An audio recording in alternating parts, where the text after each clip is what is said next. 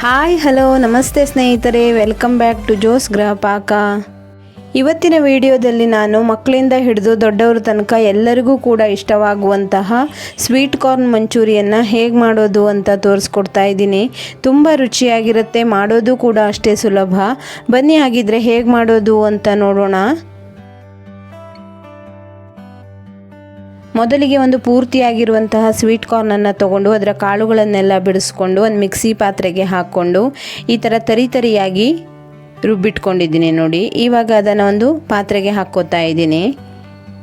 ಹಾಗೆಯೇ ಒಂದು 3/4 ಬೌಲ್ ಆಗುವಷ್ಟು ಸಣ್ಣಗೆ ಹೆಚ್ಚಿರುವ ಈರುಳ್ಳಿಯನ್ನು ಹಾಕ್ಕೋತಾ ಇದ್ದೀನಿ. ಹಾಗೆಯೇ ಸ್ವಲ್ಪ ಕೊತ್ತಂಬರಿ ಸೊಪ್ಪು, ಒಂದು 4ರಿಂದ 5 ಹಸಿಮೆಣಸಿನಕಾಯಿ, ಸಣ್ಣ ಪೀಸ್ ಶುಂಠಿಯನ್ನು ಜಜ್ಜಿ ಹಾಕ್ಕೋತಾ ಇದ್ದೀನಿ. ಹಾಗೆಯೇ ರುಚಿಗೆ ತಕ್ಕಷ್ಟು ಉಪ್ಪನ್ನು ಹಾಕ್ಕೊಂಡು 1.5 ಚಮಚ ಆಗುವಷ್ಟು ಕಾಶ್ಮೀರಿ ರೆಡ್ ಚಿಲ್ಲಿ ಪುಡಿಯನ್ನು ಹಾಕ್ಕೋತಾ ಇದ್ದೀನಿ. ಹಾಗೆಯೇ ಅರ್ಧ ಚಮಚ ಆಗುವಷ್ಟು ಅರಿಶಿನ ಪುಡಿಯನ್ನು ಹಾಕ್ಕೊಂಡು 2 ಚಮಚ ಆಗುವಷ್ಟು ಅಕ್ಕಿ ಹಿಟ್ಟನ್ನು ಹಾಕ್ಕೋತಾ ಇದ್ದೀನಿ.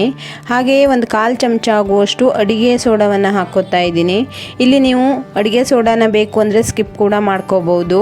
ಹಾಗೆಯೇ ಒಂದು 2 ಚಮಚ ಆಗುವಷ್ಟು ಕಾರ್ನ್ ಫ್ಲೋರನ್ನು ಹಾಕ್ಕೊಂಡು ನೀರನ್ನು ಏನು ಹಾಕದೇನೆ ಈ ಥರ ಚೆನ್ನಾಗಿ ಇದನ್ನು ಮಿಕ್ಸ್ ಮಾಡ್ಕೋತಾ ಇದ್ದೀನಿ ನೋಡಿ.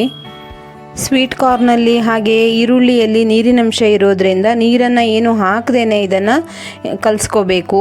ನಂತರ ಈ ಥರ ಸಣ್ಣ ಸಣ್ಣ ಉಂಡೆಗಳನ್ನಾಗಿ ಮಾಡ್ಕೋಬೇಕು. ಉಂಡೆಯನ್ನು ಪೂರ್ತಿಯಾಗಿ ಗಟ್ಟಿಯಾಗಿ ಕಟ್ಕೋಬಾರ್ದು, ಮೇಲಿನಿಂದ ಮೇಲೆ ಕಟ್ಕೊಂಡು ಒಂದು ಶೇಪ್ ಕೊಡಬೇಕು ಅಷ್ಟೇ. ಈ ಕಡೆ ಎಣ್ಣೆ ಕೂಡ ಕಾಯಕ್ಕಿಟ್ಟಿದ್ದೆ, ಅದು ಕೂಡ ಹದವಾಗಿ ಕಾದಿತ್ತು. ಇವಾಗ ಕಾದಿರುವಂತಹ ಎಣ್ಣೆಗೆ ಒಂದೊಂದೇ ಉಂಡೆಗಳನ್ನು ಹಾಕಿ ಗರಿ ಆಗೋವರೆಗೂ ಮೀಡಿಯಮ್ ಉರಿಯಲ್ಲಿಟ್ಕೊಂಡು ಕರ್ಕೋಬೇಕು ನೋಡಿ. ಒಂದು ಸಲಕ್ಕೆ ಹಿಡಿಸುವಷ್ಟು ಉಂಡೆಗಳನ್ನು ಎಣ್ಣೆಯಲ್ಲಿ ಹಾಕ್ಕೊಂಡು ಮೀಡಿಯಮ್ ಉರಿಯಲ್ಲಿ ಇಟ್ಕೊಂಡು ಕೈ ಆಡಿಸ್ತಾ ಇದನ್ನು ಗರಿ ಆಗೋವರೆಗೂ ಕರ್ಕೋಬೇಕು ನೋಡಿ ಎಷ್ಟು ಚೆನ್ನಾಗಿ ಕಲರ್ ಬಂದಿದೆ ಅಂತ. ನಾನಿಲ್ಲಿ ಯಾವುದೇ ರೀತಿಯಾದಂತಹ ಫುಡ್ ಕಲರನ್ನೆಲ್ಲ ಯೂಸ್ ಮಾಡಿಲ್ಲ, ಕಾಶ್ಮೀರಿ ರೆಡ್ ಚಿಲ್ಲಿ ಪುಡಿಯನ್ನೇ ಹಾಕಿ ಮಾಡ್ಕೋತಾ ಇದ್ದೀನಿ. ನಿಮಗೆ ಬೇಕು ಅಂದರೆ ಹಾಕ್ಕೋಬಹುದು ನೀವು ನೋಡಿ. ಇದೇ ಥರದಲ್ಲಿ ಎಲ್ಲವನ್ನು ಕರೆದಿಟ್ಕೊಂಡಿದ್ದೀನಿ ನಾನು. ನಂತರದಲ್ಲಿ ಒಲೆ ಮೇಲೆ ಒಂದು ಪ್ಯಾನನ್ನು ಇಟ್ಕೊಂಡು ಅದಕ್ಕೆ 3 ಚಮಚ ಆಗುವಷ್ಟು ಎಣ್ಣೆನ ಹಾಕ್ಕೊಂಡಿದ್ದೀನಿ. ಹಾಗೆಯೇ ಒಂದು 5ರಿಂದ 6 ಬೆಳ್ಳುಳ್ಳಿ ಹೆಸಳನ್ನು ಸಣ್ಣಗೆ ಕಟ್ ಮಾಡಿ ಹಾಕ್ಕೊಂಡಿದ್ದೀನಿ. ಹಾಗೆಯೇ ಒಂದು ಈರುಳ್ಳಿಯನ್ನು ಸಣ್ಣಗೆ ಕಟ್ ಮಾಡಿ ಹಾಕ್ಕೊಂಡು ಚೆನ್ನಾಗಿ ಎಣ್ಣೆಯಲ್ಲಿ ಫ್ರೈ ಮಾಡ್ಕೋತಾ ಇದ್ದೀನಿ. ನಂತರದಲ್ಲಿ ಅರ್ಧ ಕ್ಯಾಪ್ಸಿಕಮನ್ನು ಈ ಥರ ಉದ್ದುದ್ದಗೆ ಕಟ್ ಮಾಡಿ ಹಾಕ್ಕೊಂಡು ಅದನ್ನು ಕೂಡ ಚೆನ್ನಾಗಿ ಫ್ರೈ ಮಾಡ್ಕೋತಾ ಇದ್ದೀನಿ. ಇದನ್ನೆಲ್ಲ ಫ್ರೈ ಮಾಡ್ಕೋಬೇಕಾದ್ರೆ ಉರಿಯನ್ನು ಹೈ ಫ್ಲೇಮಲ್ಲಿ ಇಟ್ಕೊಂಡೇ ಫ್ರೈ ಮಾಡ್ಕೋಬೇಕು.